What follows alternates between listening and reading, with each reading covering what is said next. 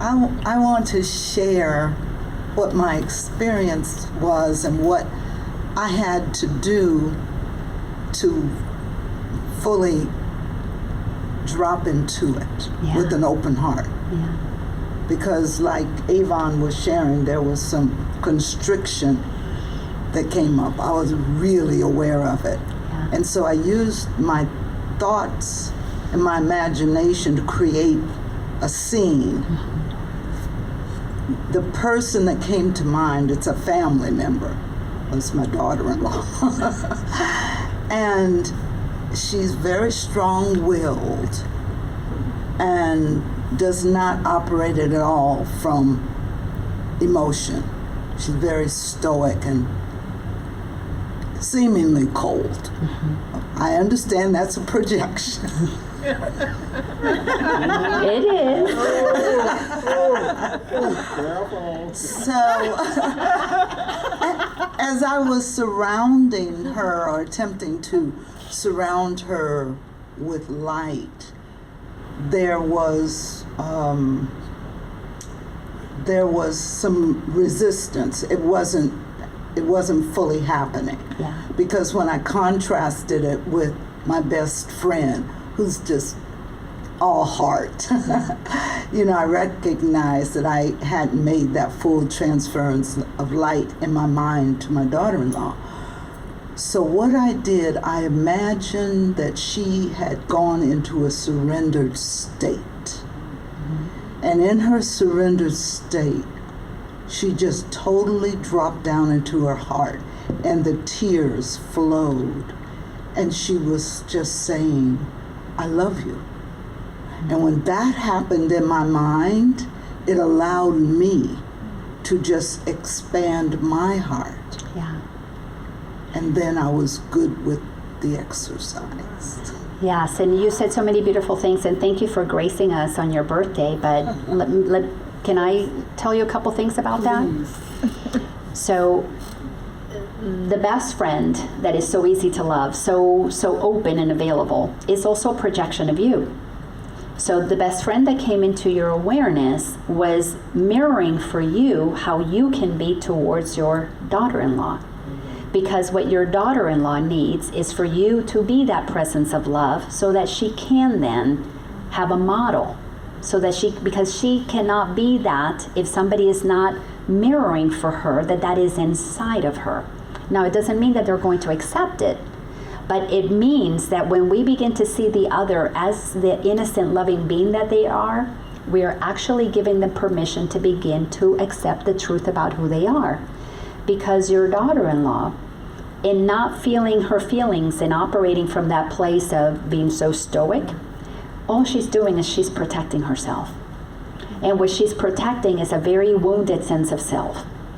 So when we become aware that everybody that is operating from their ego is operating from fear, and that fear is going to be there and is going to intensify the more we attack it, because then they're going to have to protect themselves more. But if we begin to be the presence of love no matter what, it's going to shift the way that we show up. And it takes time to do this. But what we have to understand is that our belief patterns, our belief systems create neurological pathways in the brain. And they are habitual thinking patterns that we use.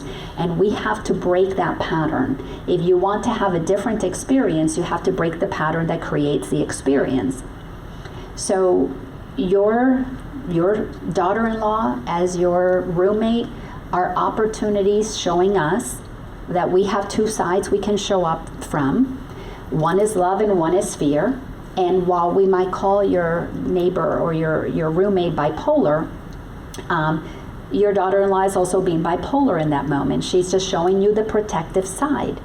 But when we show up as that fear-based side, we're being bipolar too. We're not showing up from the one presence, the one love that would actually bring to the relationship the healing that the relationship could benefit from. Now, do not expect anybody else to change, because that's not our job. Our job is to be the change, like Gandhi said, that we want to experience. one of the things that's really fascinating about this journey is that as we begin to come inside and we begin to do our inner work and we get happier and we begin to get to that place that we're more peaceful inside, people are going to think, you're being so selfish. You're just always going to another workshop and taking another class and reading another book. It's all about you. And what people don't understand, and they think that we're being, self-centered, is that the process that is happening is that we're actually centering within our self, our higher self. Capital S self.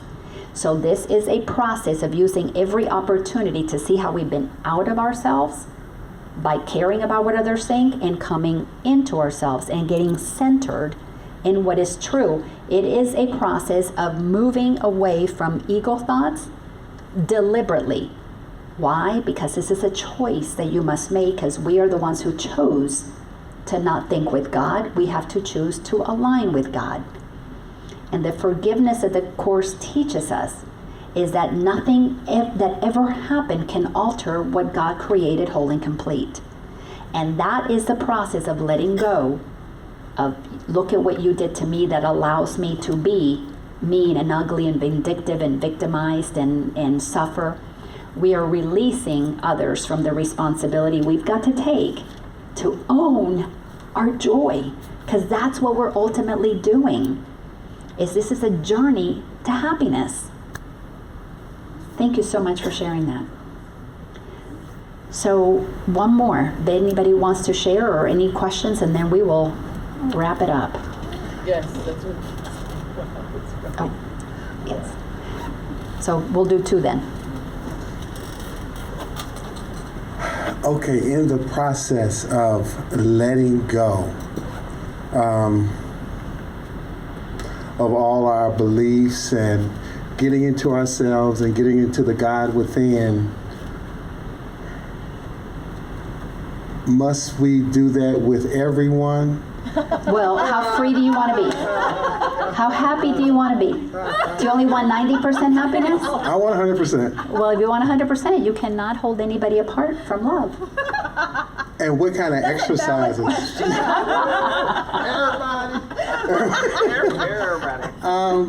Everybody in the club. Everybody in the club. And what type of exercises? I guess Tai Chi and meditation and stuff like that is important. Yes. What do we do to take care of our body in the process of going through all this mind, it's not trauma. It's drama. It's drama, yeah.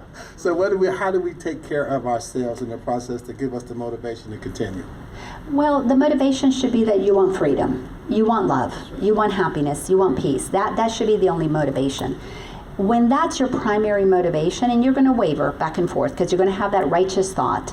But when you decide that righteous thought and you begin to feel it in your body, makes you constricted, then your motivation, I'd rather have peace instead of this, which is one of our lessons in the Course. As far as what to do with your body, go inside and ask for guidance, because every single one of us will inside know the thing that we most want to do. Whether it's Tai Chi, whether it's dancing, whether it's playing an instrument. You're going to get the guidance from inside. Don't seek outside of yourself for what would be the next thing to do. Let that come from within. But there are so many teachings that are helpful. I'm going to suggest that if you really are enjoying the Course in Miracles, stick to it. Do the exercises, do the lessons. It will take you on a journey that is unlike anything you will have ever experienced, because it's going to turn your world upside down and inside out, by the way. But what to do next, outside of practicing those lessons, go inside. Develop a relationship with the Holy Spirit or Source or guidance, whatever you want to call it, and begin to get your answers from within. Thank you. Absolutely. We want to stop making other people outside of us responsible for what we should do. In the book, A Course in Miracles, this word son keeps coming up, and I'm a little confused as to what the heck that means. Is that refer to me or to the sonship, the whole of all human beings? The Son is an S-O-N. The Son is an S-O-N. Yes. So the Course is saying that... Yes. I'm sorry, yeah, S-O-N. Yeah. We are each as supposed to S-U-N. We are each the one Son of God. So God has created only one expression to be the receiver of all the love that God has to give. And the reason we want to think of it as one is because we are all sharing one energy. However, we are expressing ourselves individually. So as you think of your one body with bazillion cells, all of us are cells, but we're all part of the one body. So the one sun is like the one body of the sonship, but we're all each an individual cell. So when you see that word son as in one, use it to remind you that we are all connected. But then individualize it for you because you're doing the work on you. But it is a very deliberate word used throughout to remind us that we're all one energy. We're all connected. That's the whole purpose of that. Because the Course tells us until everyone wakes up, none of us wakes up. Because as long as one cell in the body is cancerous, as long as we have one cell in the human body that is of the ego, there is darkness inside of our body, our one sonship. So we want to be the ones that lets everybody off the hook, because when enough of us no longer react to other people and we are in peace, guess what? The game of blaming and judging is going to get tiring for those who don't get reactions. So we're actually creating a momentum that more people who are peaceful and loving eventually is going to get to that place where there is going to be a realization, oh, we can't get those people upset anymore. And then there's going to be a dropping into, well, how can they be so happy? I want some of that too. So that's why we want to be the light of the world. How do you be the light of the world? Except that you're the one Son of God, and your work is to be the presence of love and light. Why? Because our purpose is to be happy. It's not to work hard. It's not to acquire stuff. It's not to become somebody. Our purpose is to be what we are as God created us, the presence of love and light, to experience joy and be happy, and then extend that. Can I share a story that happened today? Totally. So this morning I woke up with dreams, and the dreams had fear or less than in them. So I recorded the dreams, and sometimes that'll set my mood for the day. So I went to exercise class, and that helped some. And then I ran some errands. And I ended up at Whole Foods, and I helped myself to the food there, and I sat down. And I'd shopped. So I'd already paid for the groceries, and I'm eating. And where I'm sitting, I can see this one cashier that's closer to me. And I am watching him because everyone who comes through to have their food paid for at his place, he engages with them. And I watch how he changes people who are so serious, they always leave with a smile. And I keep watching over and over. And then I hear inspiration. And the inspiration said, you got to let him know that you see his goodness. And so I grabbed the napkin and I took my pen and I wrote to Mr. Sunshine.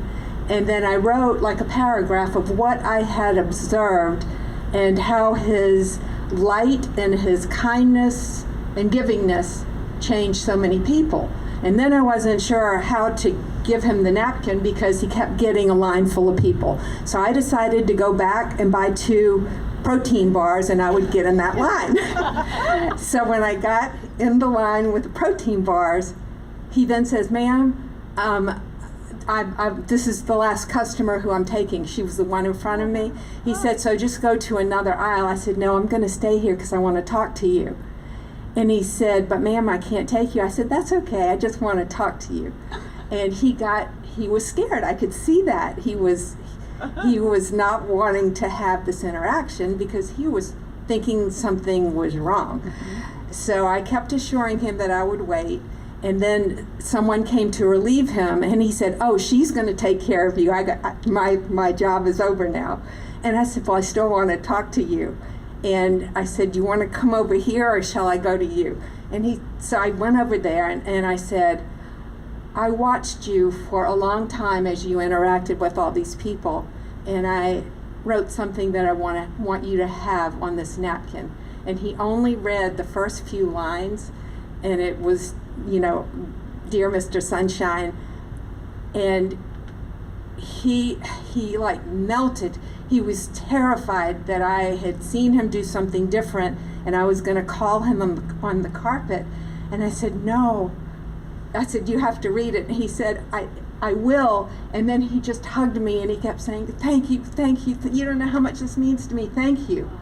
And so my giving to him, I felt, it's what you said, what we give comes right back. And I left one happy camper, and I can only imagine how it changed his life for that day, and it changed mine. So you made a choice to honor your light. Something inside of you said, honor his light. And in the giving you received. But here's the thing. You were observing in him what was in you, which is why you were able to then give to him. And that's the thing. We can choose to focus on that. And instead of you focusing on him at the end saying, no, don't come here, and you deciding, after I wrote something nice about you and you're treating me like that, your ego could have gone to that place and you could have walked out of that line. But you stayed. You made a decision to not be bipolar. You chose to be... See, I'm trying to plant the seeds on that message. So you chose to be of one mind. You didn't let your mind be split in that moment, and you followed through with being a bringer of love and light to the planet. Yes. And who knows the ripples that's going to have, and it's none of our business. But we can choose to do that. Thank you so much, Joy. Thank you. So next week, we are going to have week 5, and we're going to focus on relationships. So I'm going to pull things out of the course to talk about how do we heal relationships. And the course is really clear about that. You've got to do your work. The relationship heals when you heal. And you healing is you returning to wholeness. How do you return to wholeness? Look at all the ways that you leak energy. Or look at all the ways that you, probably leaking is not the best term, but you withhold it because you're holding it.